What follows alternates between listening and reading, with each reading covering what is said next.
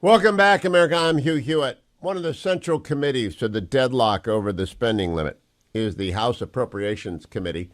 Juan Ciscomani is our freshman for the year. We always have a freshman legislator on every single year for the 2 years that they're there. Juan Ciscomani from Tucson, Arizona is our guest. Good morning, Congressman. Welcome back. Good morning, Hugh. Thanks for having me back. Now, I remind everyone, you're on somehow a freshman landed on the powerful House Appropriations Committee. And so you have to do budget. You have to spend all the money. Where are you guys on the annual, as opposed to the debt limit bill and whatever goes on there? Where are you in the appropriations process? So we've been making progress. We had subcommittee markups last week on four different committees, and we were scheduled to mark them up in full committee this week.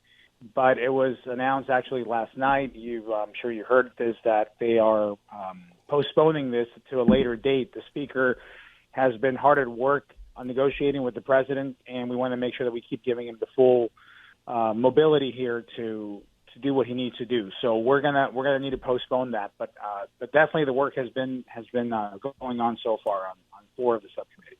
So what is the relationship between the debt limit negotiations and the appropriations bills? So the debt limit, what we're seeing right now is the Speaker leading this conversation with the President. What the debt limit negotiation does for us, obviously, it sets a limit of how much the Appropriations Committee will have to spend, to distribute, and how high we could go on the spending. And then that's when the appropriations process kicks in, and also the budgeting process, which initially a lot of people, and quite frankly, including myself, we had to separate these two and learn the exact process of the debt limit increase and how that related to the budget and the spending within appropriations.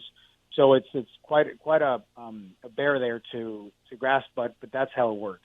But the starting gun is, I assume we're going to get a deal, because default is not in anyone's interest, and we've done this before with Trump and Pelosi and with Obama and Boehner, so I assume we can do it with Biden and McCarthy. I assume the Speaker will bring back a compromise with the President, and that will have a spending cap, and then you and every subcommittee has to work within that spending cap. But here's what I'm getting at. In the spending cap that comes back to you, do you anticipate that the subcap for your subcommittee will be articulated, or will that be something for Chair of Appropriations to negotiate among the cardinals, the leaders of each of the subcommittees?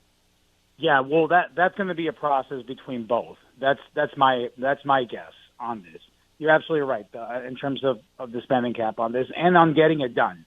This is something that we've had a lot of confidence on the Speaker, and quite frankly, no secret about the different angles of the Republican caucus and the Republican conference in terms of the points of view. And right now, every time I go back home and even here, there's a lot of confidence from the public and from all members on the way that the Speaker is negotiating this. And he's been leading the conversation. What we're seeing the last maybe 10 days or so here, maybe even a week, is what should have been happening over 100 days ago when they first had the first conversation, and the President iced the Speaker in the House for 97 days before they had the second meeting, only after we had passed the Limit Save Grow Act. Until then, they actually came to the table and started talking to us again. But there is no need to cut it this close to the June 1st deadline. We should have been having this conversation a long time ago, which, again, to your previous point, would have also moved up the appropriations conversation, and people will know what the country will be spending next year. Joe Biden's done a lot of irresponsible things, but I love your term, Congressman Ciscomani.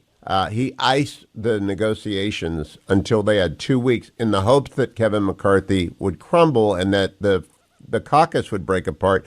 The opposite happened. The caucus hung together, passed a budget, passed a bill to raise the debt limit, and obviously just dumbfounded an easily confused president. And now we don't have time. But I go back to what Kevin McCarthy didn't do that John Boehner did is fold early. John Boehner folded. And so the Obama took advantage of that, and they got to this long super deal negotiation, which didn't work up. We ended up with the sequestration. Speaker McCarthy has done a fabulous job. And how much is he keeping even freshmen in the loop? Oh, absolutely. No, there's constant communication. We're having conference meeting this morning. Every week we do that, obviously, and keeps us posted on this. his staff, with our teams.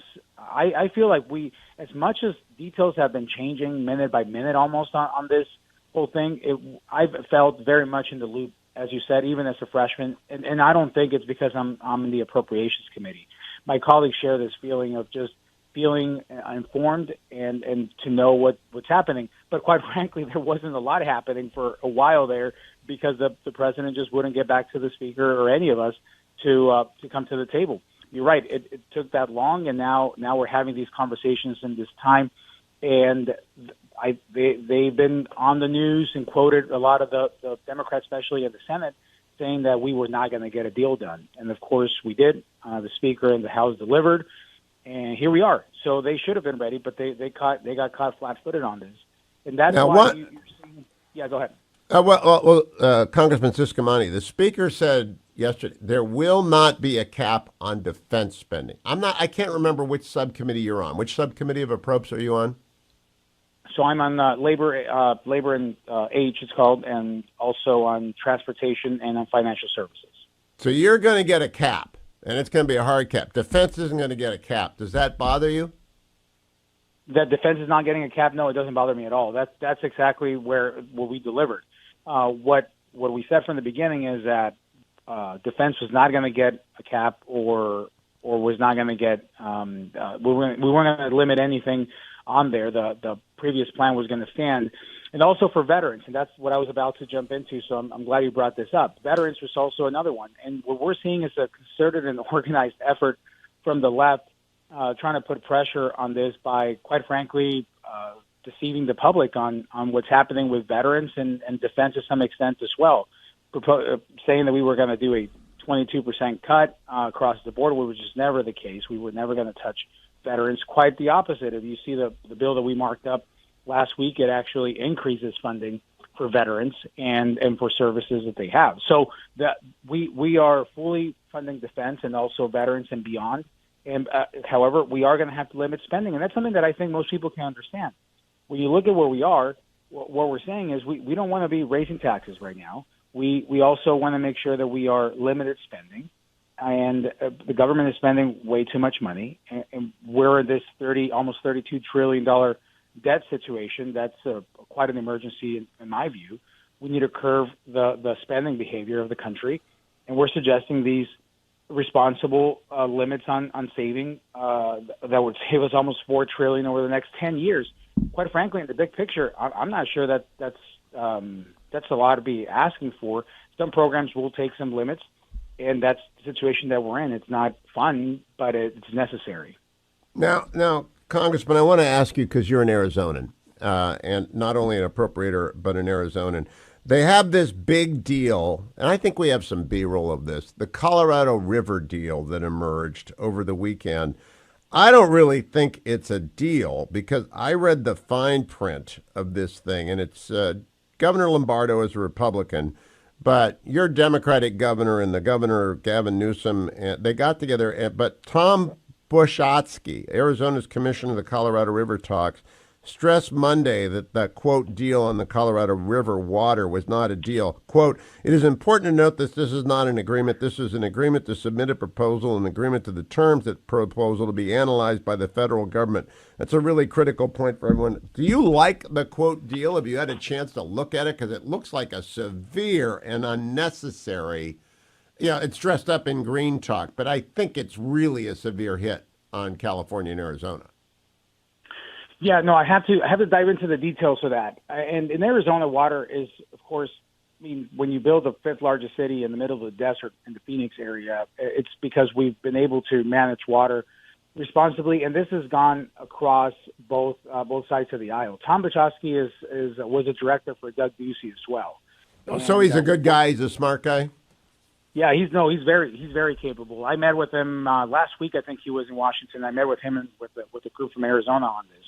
Of course, you may know I'm one of the co-chairs of the Colorado River Caucus. I didn't know that. Oh, yeah, interesting. It's bipartisan and bicameral. We just kicked it off this Congress, and that's why I'm finding myself more in the middle of these conversations now than before. And I'm very confident in Director Bushotsky and what his view is on this.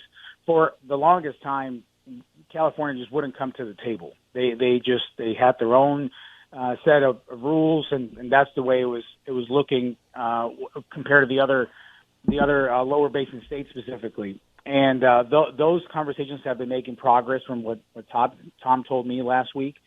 So I need to dive into the details of that report. But we're going to have to come to something here. We had a good year. We had a good rain year this year actually, so far. So that's of course that's kind of like cutting a couple of trillion off a $32 trillion debt, like we were just talking about.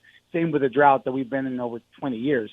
So one good year doesn't fix the problem, but it was better, and I think that gave it some room for further talks as well. Congressman, did Tucson have the kind of year in terms of water that California had, which is the most water?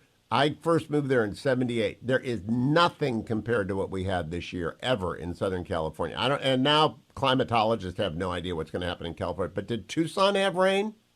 We had rain. We had a really good year. I'm not sure how it compares or how far we go in terms of the best year, but we did, and Arizona overall did. But definitely Southern Arizona did, yes. I'll say, so last question, we got about a minute. Your first year on Appropes, have you just been amazed by the number of people who knock on your door in the appropriations process? Well, I don't know anything else. People are coming over to the office, saying hi, being nice, and I'm it happen all the time. So I am just like, hey, they like us so much. They're so friendly. Yeah, you're in appropriations and you're in the majority. Oh, okay, that may be why. But no, I think people are sincere. They're coming in with strong requests. Every request deserves its attention, and we're giving it each one full attention. My priority, of course, is Arizona 6. It'll continue to be, but we do this, of course, to make sure that the country's in good financial shape. Juan Ciscomani, that's his Twitter handle, just Juan Ciscomani. Congressman Ciscomani, thank you for joining me as always. I love these updates from the freshmen every year, and I especially love hearing from Juan Ciscomani. I've been on Tucson for 24 years. KVOI is a great affiliate. I love talking to Congressman Juan.